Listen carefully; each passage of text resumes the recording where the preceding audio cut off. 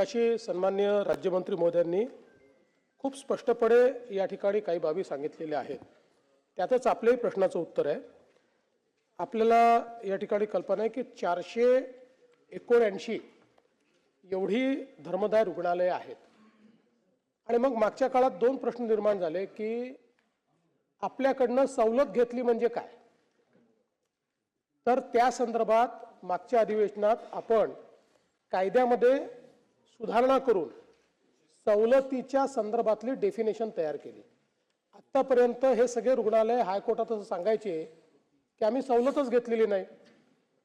त्यामुळे काहींनी एक्सप्रेस सवलत घेतली होती, काहींनी इनडायरेक्ट सवलत घेतली होती. आता सवलतीची डेफिनेशन आपण तयार केली. त्या डेफिनेशन प्रमाणे आता जवळपास हे सगळे हॉस्पिटल जे आहेत हे आता आपल्या या धर्मदायच्या डेफिनेशनमध्ये ज्यांनी आपल्याला त्या खाटा द्यायच्या त्याच्या अंतर्गत ते आले.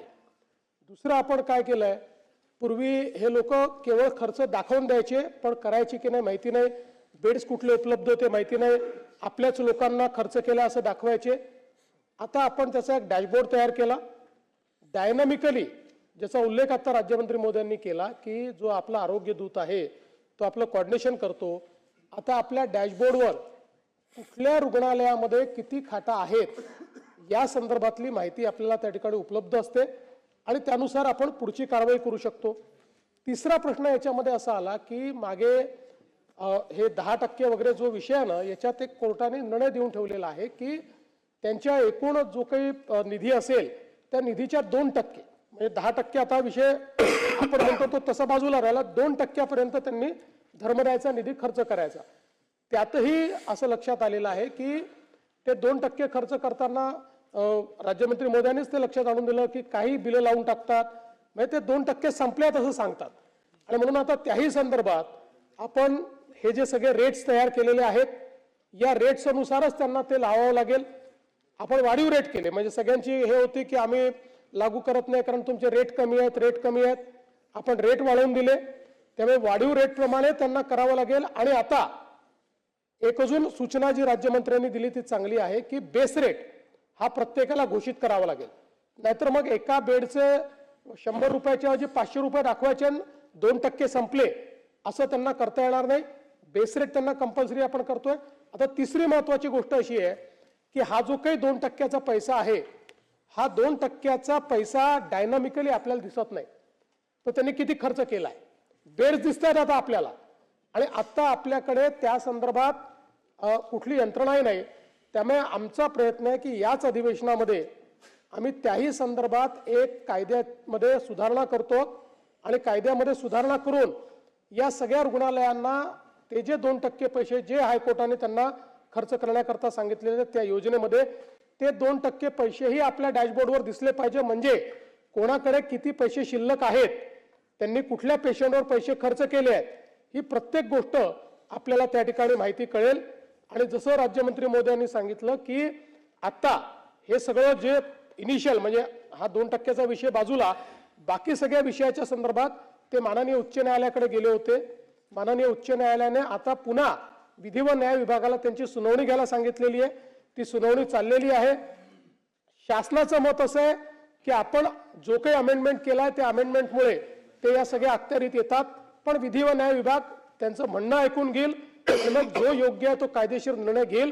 पण राज्य सरकारचं स्पष्टपणे मत आहे की जेवढे धर्मदाय रुग्णालय आहेत त्यांनी पारदर्शीपणे केंद्र सरकारची योजना, राज्य सरकारची योजना लागू केलीच पाहिजे.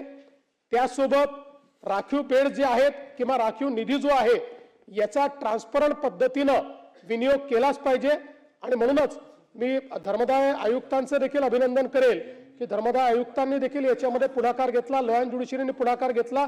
म्हणून पहिल्यांदा आता आपल्याकडे प्रत्येक हॉस्पिटलच्या बेडची माहिती अद्ययावत पद्धतीनं त्या ठिकाणी आहे. पण यात अजून सुधारणा करण्याची आवश्यकता आहे.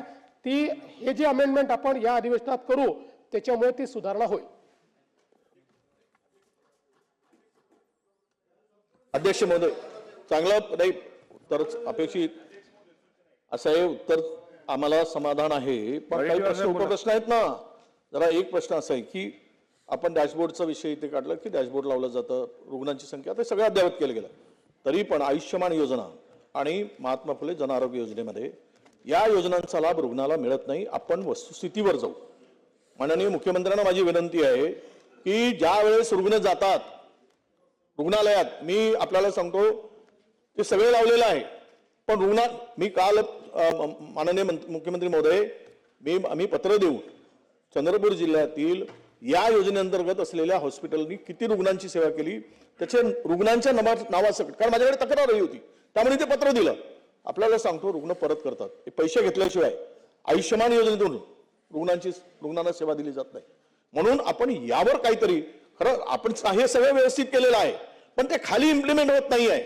यावर काहीतरी कडक उपाययोजना केली पाहिजेत आणि त्या रुग्णांना लाभ मिळाला पाहिजेत अशी आमची अपेक्षा. अध्यक्ष महोदय, मी वस्तुस्थिती जी सांगितली त्यात आपण जे म्हणता ते खरंच आहे. कारण 479 रुग्णालयांपैकी फक्त 134 रुग्णालय एकत्रित योजना चालवत आहेत, बाकीचे कोर्टात गेले आहेत. पण आता कोर्टात ते गेले असले तरी कोर्टाने त्यांना स्थगिती दिली नाही. सुनावणी करतात, त्यांचं म्हणणं ऐकून घेण्याकरता आपल्याकडेच पाठवलं आहे. आणि शासनाचं हे मत पक्क आहे की मागच्या अधिवेशनात आपण अमेंडमेंट केल्यानंतर, अमेंडमेंट जोपर्यंत नव्हती तोपर्यंत त्यांना कायदेशीर अधिकार होता. आता आपण आपल्या कायद्यात अमेंडमेंट करून यांना आपल्या अखत्यारीत आणलेलं आहे. त्यामुळे शासनाचे मत पक्क आहे की आपल्या अखत्यारीत आहे, यांना या योजना कंपल्सरीली चालवाव्याच लागतील. पण आता ही सुनावणी घेऊन त्या संदर्भात, कारण शेवटी क्वासाय ज्युडिशियल हे मॅटर झालेलं आहे, हायकोर्टाने ते लॉ अँड ज्युडिशरीकडे पाठवलेलं आहे. त्यामुळे ते सुनावणी घेऊन कायद्याप्रमाणे याचा निर्णय करते.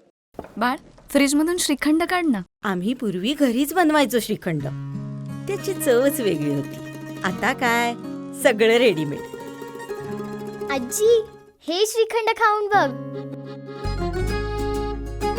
आज तुझ्या आईनं घरीच बनवलं की काय? हे आहे गोकुळचं श्रीखंड. अगदी जिभेवर रेंगाळणार. जिभेवरच नाही तर मनावरही रेंगाळणार. गोकुळ श्रीखंड, मनावर रेंगाळणार. ताज्या घडामोडी पाहण्यासाठी माझा महाराष्ट्र न्यूजला आजच सबस्क्राईब करा.